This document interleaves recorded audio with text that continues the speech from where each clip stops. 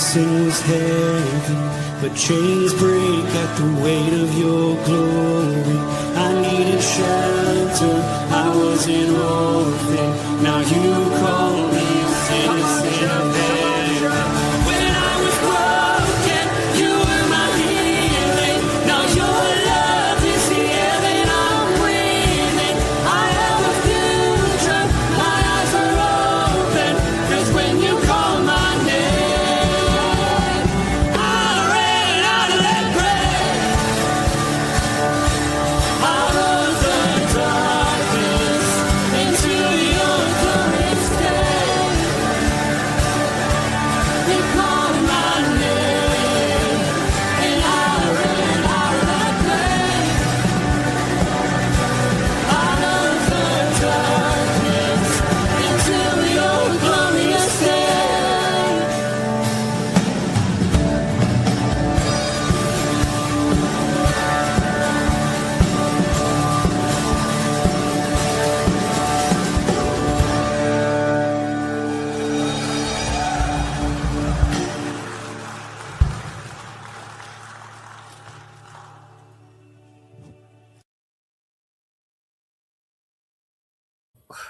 Hello, good morning, everybody. It's a beautiful morning out. It's what did I see? 32 degrees. What has happened to me? That's a beautiful morning.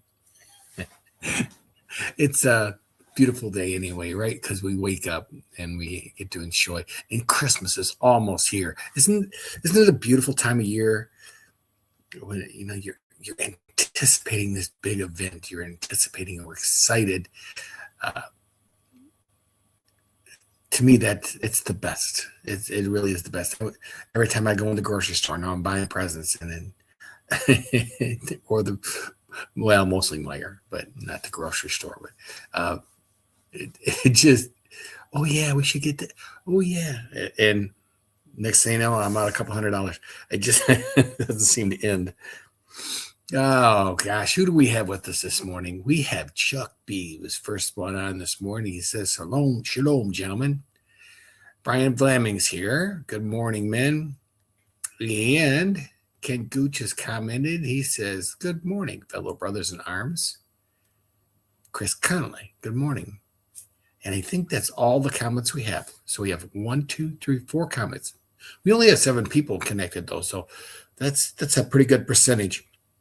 Good morning, Connie. Good morning, Jody. Good morning, Vivian. That's 7. Okay, now we're good. I love you guys. This is awesome.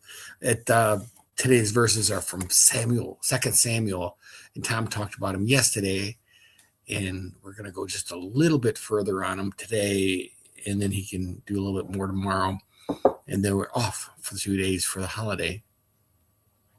2 Samuel 17, he is, well, let's pull it up. I got it here.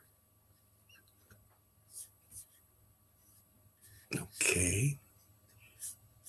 And the men of the city came out. He had sent, now we have to remember yesterday, he had sent a message to Joab to have,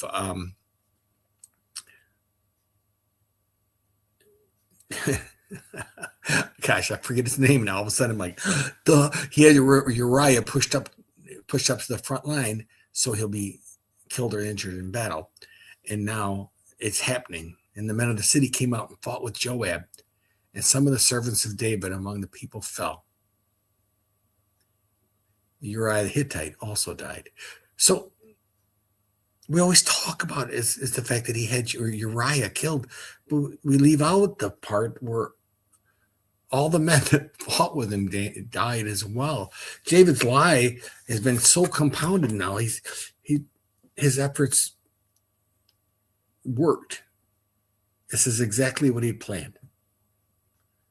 But now David's sin has caused multiple deaths, not just one, multiple deaths. That's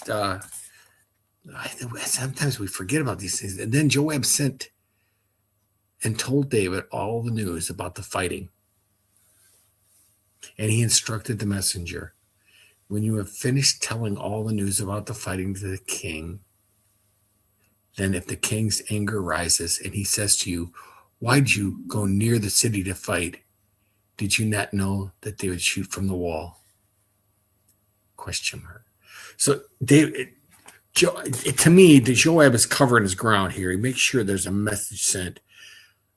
But then he's telling, he's anticipating David's reaction. He's saying, whoa, David is going to, he's going to blow up. It's to me, I think that generals and probably even up to this date, probably when they give orders, take orders from our president, they want it somehow made known that it was that person's call, not theirs. Protection, self-protection, I'm sure. But I love in verse 20 how he goes, when the king's anger rises, why did you go? This is right out of Judges 8, when Abimelech was conquering the Shechem, and he was going from town to town and capturing them and burning down the cities. He was attacking a fortified tower, and a lady pushed a millstone off the top and hit Abimelech in the head, not killing him, but gravely injuring him. So he had one of his servants put him to death so he wouldn't go down in history as a man killed by a woman. He wouldn't be the first. And so, but it goes back. That goes back that far. That's what Joab in this particular instance is referencing. He knows about Abimelech, and they all have been taught about it. So he knew David knew about Abimelech, and he knew that this was not a great strategy. And to be put in that position again, he wanted, it was he wanted it common knowledge. I believe that he understood. Did you know that they would shoot from the wall? Who killed Abimelech, the son of Jerubbaal? Did not the woman cast an upper millstone at him from the wall, so that he died at Tevez? Why did you go near the wall? When you say you shall go, your servant, your Uriah, the Hittite, is dead also. So David, he knew David. That's what going to be David's response, or at least that's what he thought it was going to be. And you'll find out tomorrow what his real response was. David's sin. I don't know how else to. You'd like to say his mistake, but it just seems like judgment mistake, maybe. But it's really his sin. He took a sin of committing adultery, and then he compounds the mistake, thinking he can cover it up. So he's creating another sin to cover up a sin. This is the logic.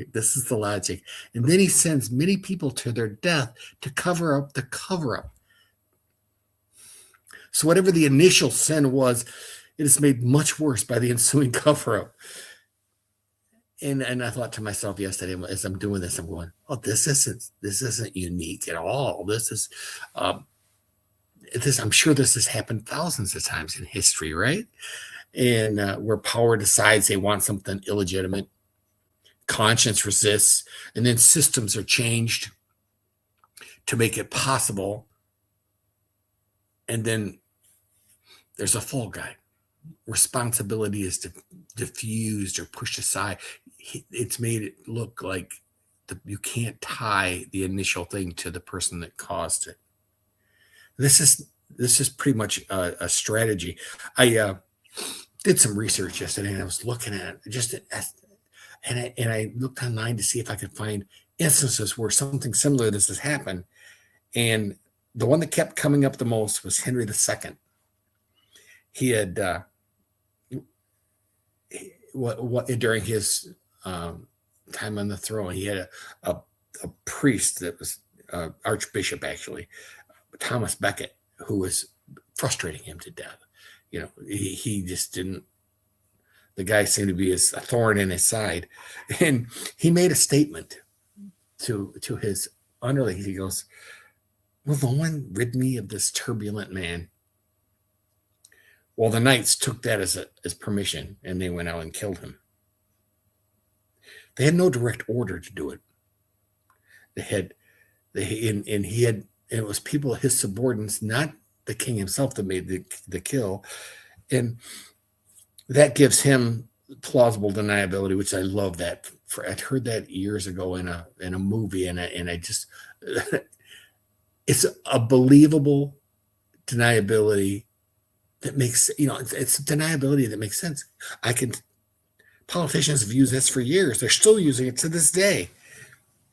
So and as I read it, I'll go, yeah, it's not exactly the same. It's not adulterous, but it's got some stuff, and and I'm thinking to myself, what about Watergate? Remember Watergate, the biggest scandal of the 70s, the biggest scandal of maybe the 20th century, as far as politically goes. You had a political party that was in charge. They break in to a headquarters for the opposing party, and just to get information to help them win the next battle, help them help them keep power, right? And in suing to cover up, tapes are hidden. A cover-up starts. And the cover-up becomes the greater sin again. It ended up costing Richard Nixon his job. He had to resign in shame. He was pardoned by his vice president, who took over his position. There were so many things that run in parallels. David will pay a heavy price for this. We know this, and you'll find out in the coming days with these devotions. David will pay a heavy price. Just like Nick said, I just love how history repeats itself over and over again. We think we're so smart. We think God doesn't see what's going on. And it couldn't be further from the truth. That's what I have for you today, boys. I hope it was a blessing. Get ready for Christmas. This is the last time I'll be on before Christmas, so have a Merry Christmas and a firmly rooted day. And may someone see Jesus in you today. Peace.